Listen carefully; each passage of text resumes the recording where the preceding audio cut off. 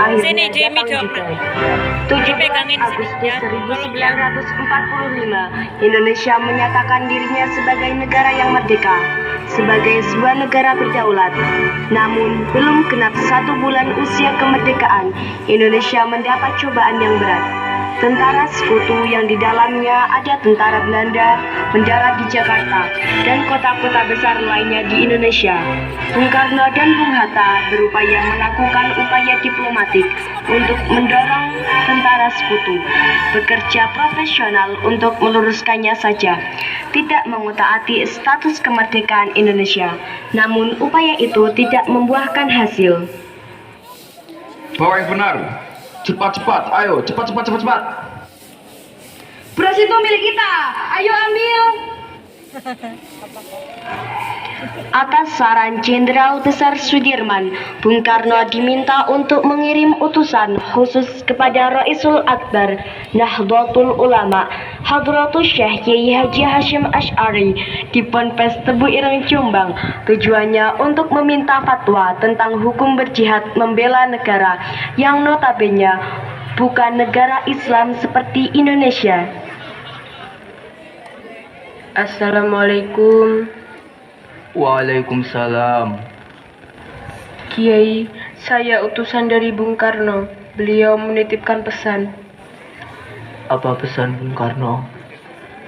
Beliau berpesan, apakah hukumnya membela tanah air? Bukan membela Allah, membela Islam atau membela Al-Quran. Sekali lagi membela tanah air, apa hukumnya Kiai? Hukum membela negara dan melawan penjajah adalah fardu ain bagi setiap mukallaf yang melawan penjajah itu, termasuk jihad fisabilillah. Oleh karena itu, umat Islam yang mati dalam peperangan adalah syahid, dan mereka yang mengkhianati perjuangan dan memecah persatuan, bahkan menjadi tangan kanan penjajah, wajib hukumnya diperangi. Perang menolak dan melawan penjajah itu fardu ain yang harus dikerjakan orang-orang Islam, laki-laki, perempuan, anak-anak, bagi yang bersenjata atau tidak, bagi yang berada dalam jarak lingkaran 94 km dari tempat masuk dan kedudukan musuh. Bagi orang-orang yang di luar jarak lingkaran tadi, kewajiban itu jadi fardu kifayah yang cukup kalau dikerjakan sekalian saja. Kemudian Kiai Haji Hasyim Asy'ari memanggil Kiai Haji Wahab Hasbuah dari Tambak Beras Jombang. Kiai Wahab diminta mengumpulkan ketua-ketua Nahdlatul Ulama se-Jawa dan Madura untuk membahas fatwa tentang hukum berjihad membela negara. Pada tanggal 21 sampai 22 Oktober 1945, PBNU menggelar rapat Konsul NU se-Jawa dan Madura di Surabaya, menghasilkan resolusi jihad sekaligus menguatkan fatwa jihad Rais Akbar Nahdlatul Ulama. Bismillahirrahmanirrahim. Resolusi Jihad Nahdlatul Ulama seluruh daerah Jawa Madura memutuskan memohon dengan sangat kepada pemerintahan Republik Indonesia supaya menentukan dan mengupayakan tindakan yang nyata dan sepadan terhadap usaha-usaha yang membahayakan kemerdekaan dan agama dan negara Indonesia, terutama dengan pihak Belanda dan kaki tangannya, supaya memerintahkan perjuangan yang bersifat sabilillah untuk tegaknya negara Republik Indonesia dan agama Islam. Selanjutnya, kami berfatwa bahwa setiap muslim tua dan miskin sekalipun wajib memerangi orang kafir yang merintangi kemerdekaan Indonesia.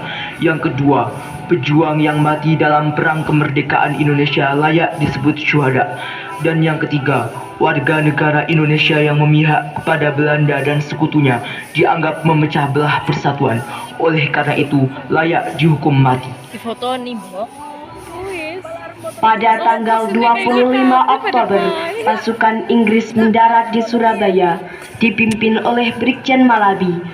Hanya berselang 3 hari pasca resolusi jihad, dicetuskan 6.000 pasukan sekutu mendarat di Tanjung Perak, Surabaya dengan persenjataan lengkap. Mendengar kedatangan pasukan penjajah, ribuan santri dan kiai dari penjuru Jatim bergerak menuju Surabaya. Maka terjadilah pertempuran antara para pejuang Surabaya melawan sekutu.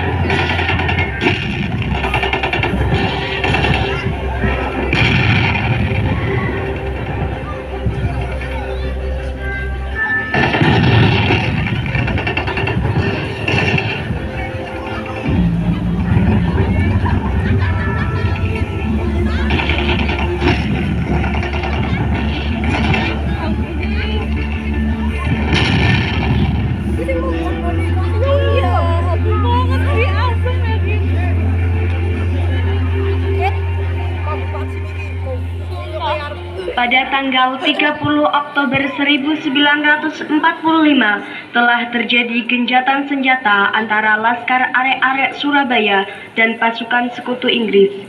Sore hari usai kesepakatan gencatan senjata, rombongan Biro Konta Inggris menuju ke Gedung Internasio yang terletak di samping Jembatan Merah. Namun, sekelompok pemuda Surabaya menolak penempatan pasukan Inggris di gedung tersebut. Mereka meminta pasukan Inggris kembali ke Tanjung Perak sesuai kesepakatan gencatan senjata. Tolong beritahu mereka bahwa kita setuju gencatan senjata dengan Indonesia. Iya, Pak. Jangan ingkari kesepakatan itu, karena itu membuat nama baik kita hilang dan tidak dipercaya lagi. Tenang saudara-saudara, Bung Karno dan Bung Hatta telah setuju untuk gencatan senjata. Kalau itu benar, lucuti saja mereka. Lucuti senjatanya, lucuti. Ayo lucuti.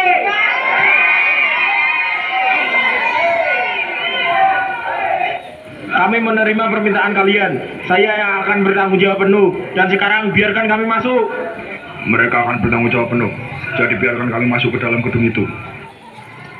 Rakyat Indonesia pun memberikan kesempatan untuk pasukan Inggris masuk ke dalam Gedung Internasio.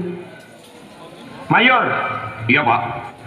Saya dapat perintah dari Brigadir Malabi. Proses gencatan senjata sedang berlangsung, tetapi mereka menginginkan kita menyerahkan senjata dan menyerah. Akan tetapi, Jenderal memerintahkan kita untuk mengambil tindakan apapun yang diperlukan untuk memastikan keamanan bagi pasukan. Siap, Kapten.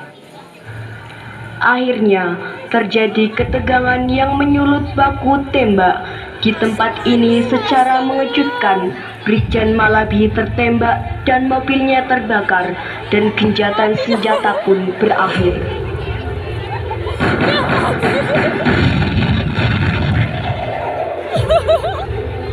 Pengganti Malabi, Jenderal Robert Manser, mengultimatum Laskar Pejuang dan Tentara Indonesia agar menyerahkan senjata kepada Inggris paling lambat 10 November 1945. Jika tidak, Inggris mengancam akan membumi hanguskan Surabaya.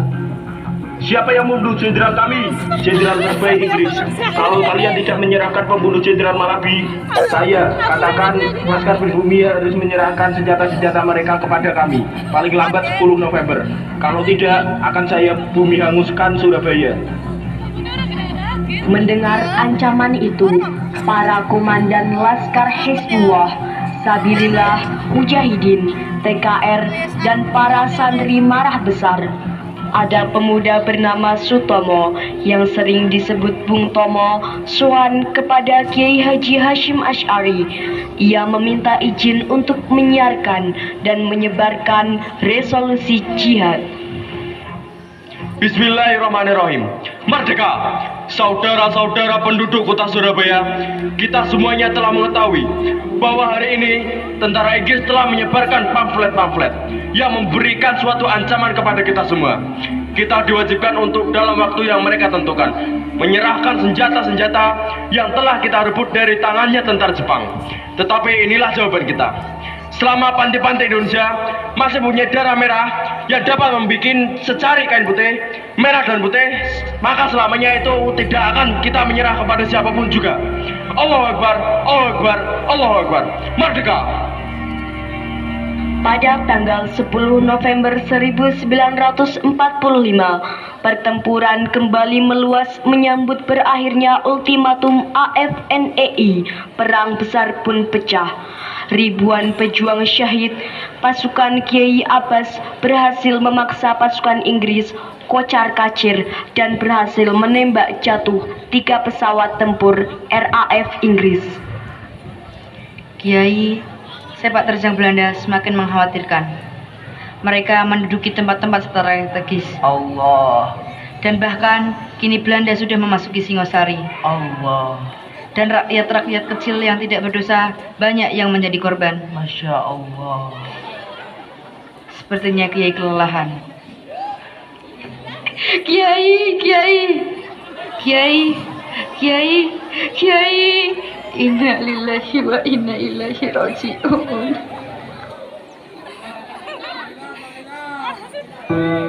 Indonesia berduka karena kehilangan Kiai Haji Hashim Asy'ari. Namun, perjuangan terus membara demi negara kesatuan Republik Indonesia, walau pasca negara terekspor dengan baik. Pada hari ini, para santri telah mendiskualifikasikan perjuangan para santri dalam mempertahankan negara kesatuan Republik Indonesia. Jangan lupakan sejarah.